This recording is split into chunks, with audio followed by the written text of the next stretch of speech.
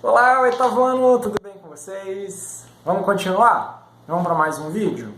Então, vamos continuar falando sobre o período da mineração no Brasil. Tá? Nós fizemos um primeiro vídeo sobre a descoberta do ouro e o impacto dessa notícia em toda a colônia. Gente de Portugal, gente de vários lugares começaram a se deslocar, a migrar para a região mineradora, e a gente viu todas as consequências disso aí, né? Falamos sobre a Guerra dos Emboabas, os paulistas, os bandeirantes que chegaram primeiro, se sentiram donos dessas minas de ouro, e isso gerou um conflito com aqueles que chegavam depois. Enfim, a partir daí, Portugal assume diretamente o controle dessas áreas de mineração, tá? Inclusive cria logo de cara a chamada intendência das minas, uma forma de controlar mais de pertinho, funcionários da coroa ali fiscalizando toda essa arrecadação do ouro, né? E principalmente os impostos. E a gente sabe muito bem que nessa fiscalização aconteciam, óbvio,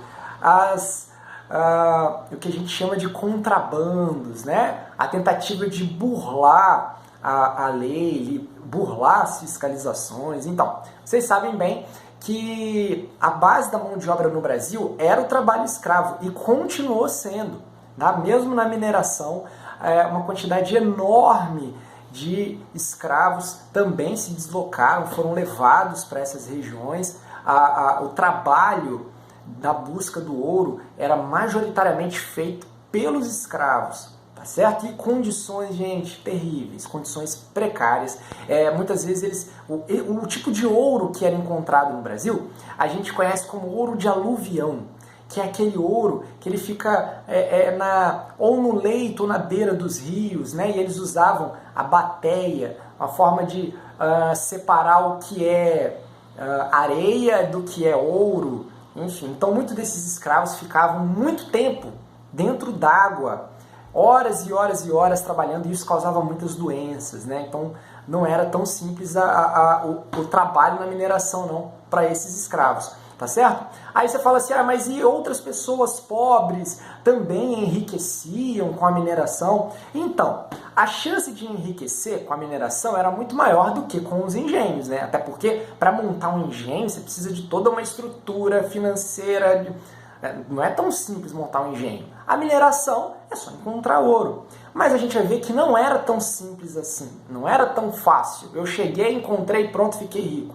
Acontecia essas mudanças em patamares econômicos, né? Algumas pessoas que conseguiam enriquecer com a mineração, sim, mas também não era algo muito comum, tá? Aqueles que enriqueceram foram basicamente pessoas que já eram de posses, né? Pessoas que tinham muitos escravos privilegiados. Então, houve a manutenção dessa estrutura social, tá? Continuou de maneira semelhante. O que mudou com a mineração é que agora, por exemplo, na época dos engenhos, a estrutura da vida era no campo, nas fazendas. Esses engenhos eles eram todos no campo. Agora não, com a mineração as cidades vão se desenvolvendo. Então a gente vai vendo o surgimento de cidades como Vila Rica, que é a atual Ouro Preto. Gente, vale muito a pena conhecer Ouro Preto, quando tiver a oportunidade, uma cidade histórica, com muitos registros dessa época que a gente está estudando, muito legal. Mas Ouro Preto, Diamantina, enfim, a gente tem várias cidades bem bacanas que preservam, né, esses acervos históricos.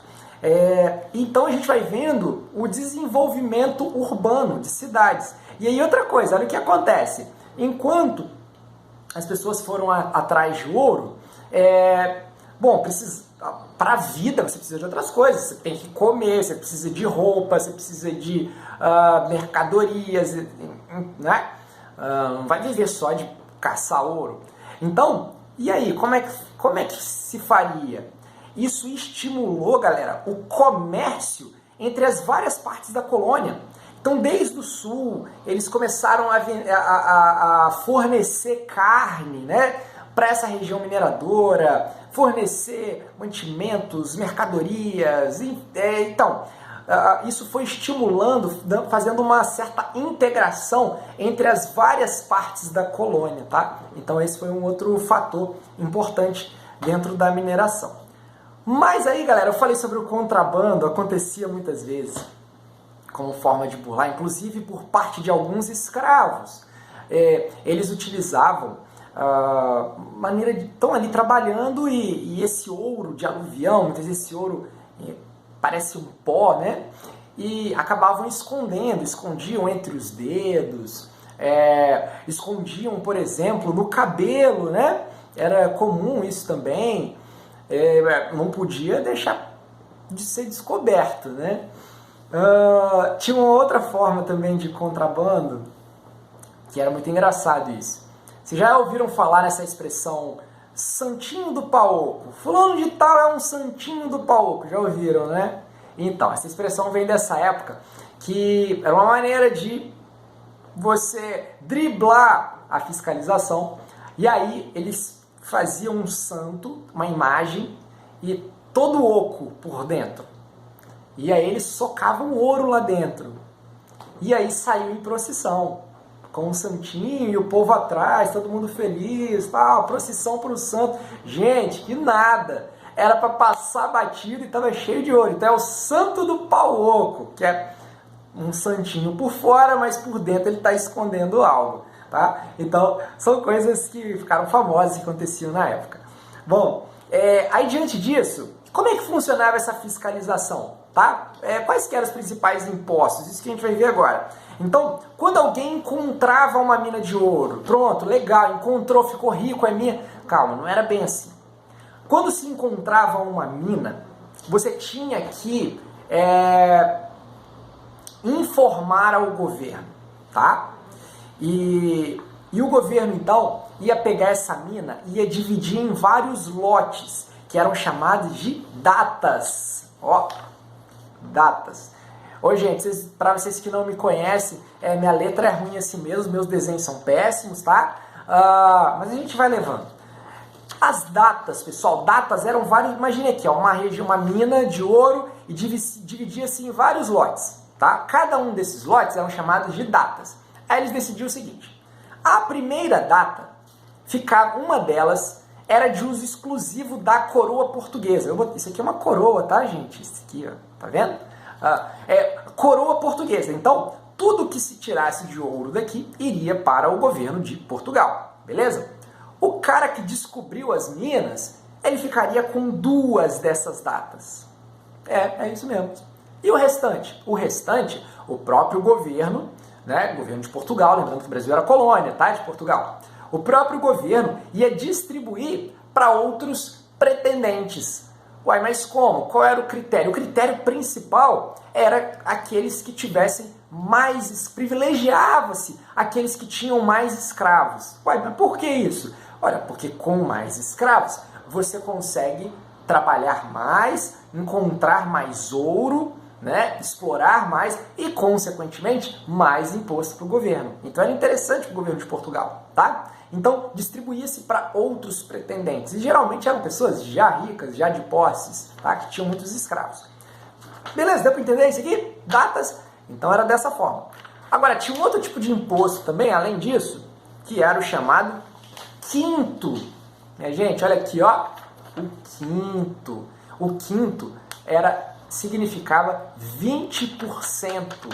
Ou seja, 1/5 ou 20% de todo o ouro que você tivesse, que você arrecadasse, você tinha que pagar para o governo de Portugal, tá bom? Ia para a coroa, 20%. Só falando aqui desses impostos já vai vindo na minha cabeça, estou lembrando que está chegando imposto de renda, IPTU, enfim, né? Vamos voltar aqui ao que interessa, né?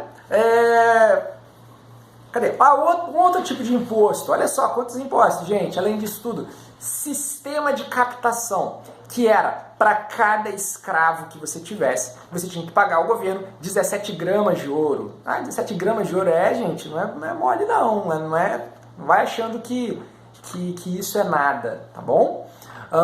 Então isso é para cada escravo que você tinha que pagar esse imposto. Tá vendo? Bom, tinha um outro Um outro tipo de imposto também mais tarde foi criado e que deu uma bafafá, a gente vai ver isso mais pra frente, a confusão que deu. A derrama. Galera, olha só o que diz a derrama. É que eles definiam que toda região mineradora, toda área de mineração, tinha que pagar para o governo de Portugal cerca de uma cota anual de 1.500 quilos de ouro. Mais ou menos isso. Todo ano. E aí, quando chegasse a época da cobrança, se não tivessem atingido a cota de ouro de pagamento para Portugal, os funcionários do governo estavam autorizados a entrar na casa das pessoas e tomarem bens pessoais até atingir a cota. Já imagina que isso aí deu um bafafá danado, né? Pois é, mas olha só como que o controle de Portugal, galera, é muito mais intenso nesse período de ouro. Até porque o Brasil agora era a galinha dos ovos de ouro de Portugal, uma fonte fácil de enriquecimento, tá bom? E aí, por fim, quero fechar aqui com vocês que também a criação das casas de fundição. O que era isso, né? Essas casas de fundição foram criadas, eram locais aonde o ouro ele era transformado em barra. Já viu aquelas barrinhas de ouro? Então, a ideia era de que só vale, comercialmente falando, esse ouro em barras. E esse ouro, e lá nas casas de fundição, esse ouro de aluvião que vinha perto dos rios, em pó, ele era levado, transformado em barras, recebia o selo real, para ele valer comercialmente falando, tá? Então ele tinha que passar por isso. E outra coisa, ali nas casas de fundição, lembra do quinto que o sujeito tinha que pagar? Ali mesmo eles já tiravam os 20%. Você levava o ouro para ser transformado em barra, ali mesmo já era retirado o quinto, os 20%. Tá bom? Então, governo bem guloso, né? Enfim, e não é muito diferente hoje, né? O Brasil é um dos países com o maior índice de taxa de carga tributária, né? São muitos impostos que a gente paga ainda hoje no Brasil. Então, pessoal, é isso aí que eu queria mostrar para vocês, toda a maneira como Portugal exercia o controle sobre essa região mineradora. E só para... esqueci de uma coisa, finalizar as consequências da mineração para o Brasil. Olha só, como eu já disse antes, a integração do mercado, do comércio entre as várias partes da colônia, e isso foi uma marca, a crescente urbanização, crescimento de algumas cidades. Um outro ponto também, a mudança da capital. A capital anteriormente era Salvador, a primeira capital do Brasil. E aí eles mudaram essa capital agora para o Rio de Janeiro. Por quê? Porque ficava mais pertinho da região mineradora, era mais fácil para Portugal controlar, tá bom? Então essas foram algumas consequências da mineração. Então é isso, gente. Um grande abraço a vocês, valeu, nos vemos mais tarde.